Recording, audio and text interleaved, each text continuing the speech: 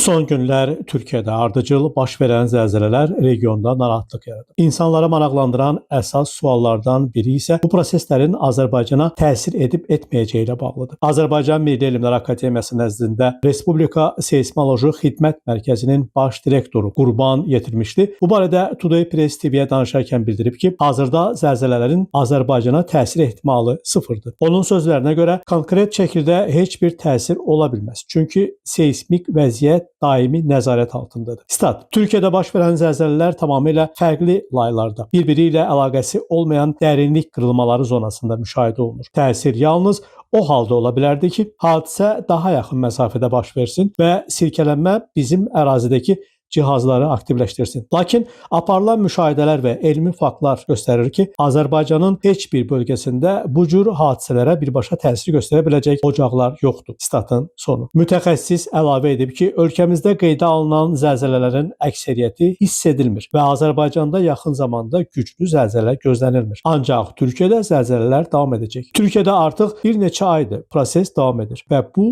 bir müddətə çəkəcək. Çünki güclü zəlzələlər zamanı qırılma boyu parçalanmalar baş verir və həmin sahələrin tam sakitləşməsi müəyyən vaxt tələb edir, deyə Qurban Yetirmişli fikrini sonlandırıb. Qeyd edək ki, Türkiyənin Balıkəsir vilayətində 6,1 bal gücündə zəlzələ baş verib. Təkanlar Bursa, İzmir, Manisa və İstanbulda təşvişə səbəb olub. Bir çox şəhərlərdə sakinlər evlərini tərk edərək həyətlərə və parklara üz tutublar. Türkan İskəndərli, Namiq Abbasov, Today Press TV.